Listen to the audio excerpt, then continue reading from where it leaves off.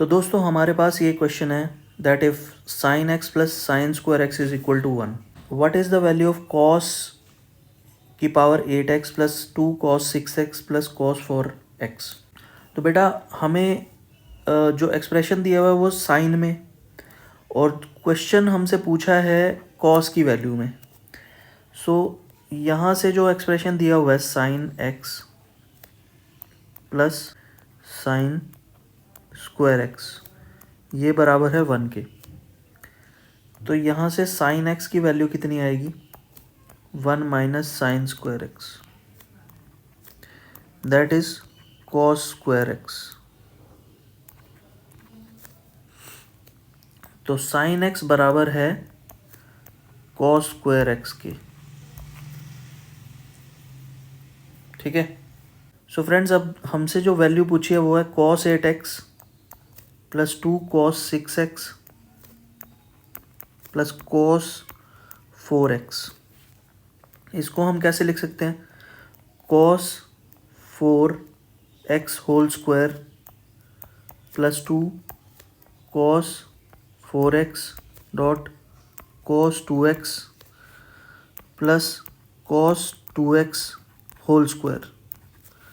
अब ये a plus B का होल स्क्वायर नहीं बन गया। तो फ्रेंड्स अब ये a प्लस बी का होल स्क्वायर बन गया क्योंकि जहां पर a जो है वो cos 4x है और b जो है वो है cos स्क्वायर x।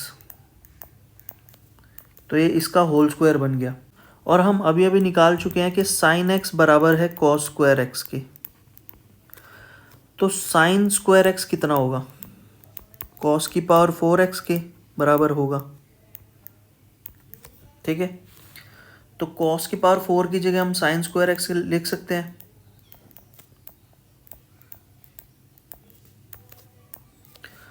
और हमें पता है कि sign square x plus cos square x होता है 1।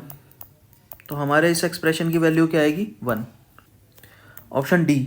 सो फ्रेंड्स हमारे पास ये दूसरा क्वेश्चन क्या दिया हुआ है अलजेब्रा का क्वेश्चन है। सिंपल क्वेश्चन है बिल्कुल क्योंकि इसमें हमें सिर्फ इसका फॉर्मूला पता होना चाहिए ए क्यूब माइनस बी क्यूब का, क्योंकि ए माइनस बी हमें 1 दिया हुआ है। अगर किसी को फॉर्मूला पता है तो वो सीधा सीधा आंसर ऑप्शन ए टिक कर देगा। बट मैं आपको इसको सॉल्व करके दिखा देता हूँ। A cube minus b cube क्या होता है ए माइनस बी और अंदर a square plus a b plus b square. अब ये इसकी वैल्यू तो 1 दी हुई है तो ये कैंसिल हो जाएगा, इतना बचेगा सिर्फ 1 into something is 1 into something. तो वही चीज़ आ जाती है ना 1 से मल्टीप्लाई करने पे वही चीज़ आ जाती है। तो ये आएगा हमारे पास a square plus a b plus b square. तो option a is correct. So friends अगला जो क्वेश्चन है वो है कंपाउंड इंटरेस्ट पे और इसमें टाइम निकालना है हमें। Find the time a sum of money placed at compound interest double itself in 10 years. Find the time in which it will amount to 4 times itself. देखो अगर कोई जो अमाउंट है वो डबल हो जा रही है 10 साल में, ठीक है, और हमें करनी है 4 टाइम्स। कंपाउंड इंटरेस्ट की बात कर रहा हूँ मैं। कंपाउंड इंटरेस्ट में क्या होता है देखो 2 से पहले 2 थी यानी डबल हो रही थी, अमाउंट डबल हो रही थी यहाँ पे, ठीक है ना। तो 10 साल में हो रही थी और हमें करना है 4 टाइम्स। तो 4 टाइम्स का मतलब 2 का स्क्वायर, ठीक है, यानी 2 कितनी बार आ रहा है 2 बार।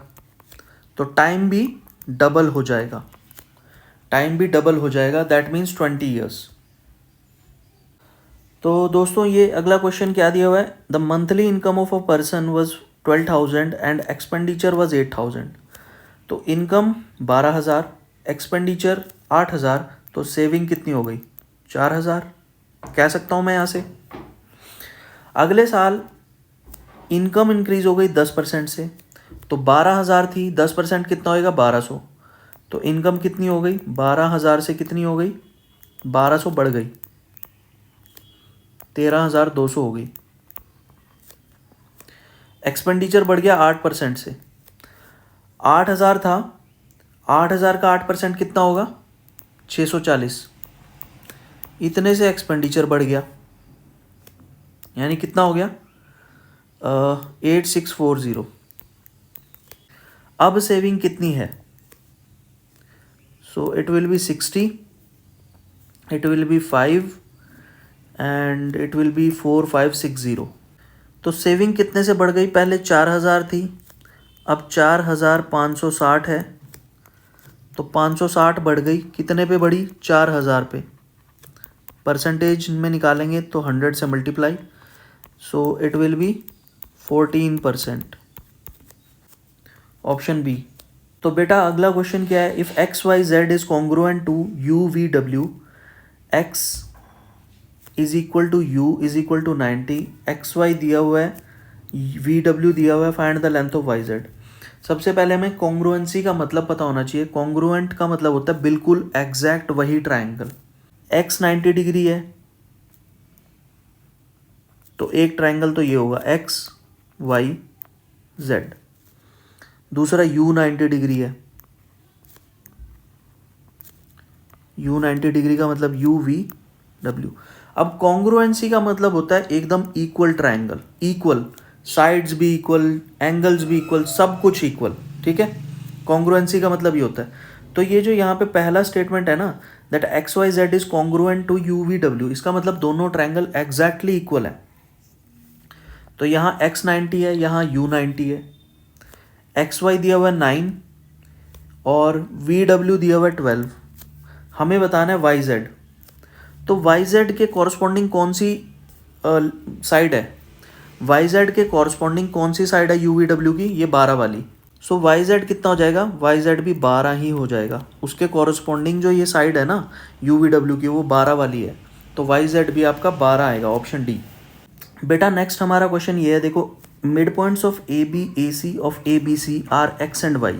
तो अगर एक ट्राइंगल है ए बी और सी, ए बी सी, और दो मिड पॉइंट्स है एक्स वाई, मिड पॉइंट्स हैं ए बी और ए सी के, ये एक्स ये वाई, ठीक है, ये दोनों मिड पॉइंट्स हैं ए बी और ए सी के। तो हमें बताना है B X plus X Y दिया हुआ है, B C plus X Y दिया हुआ है, B C plus X Y दिया हुआ है 18,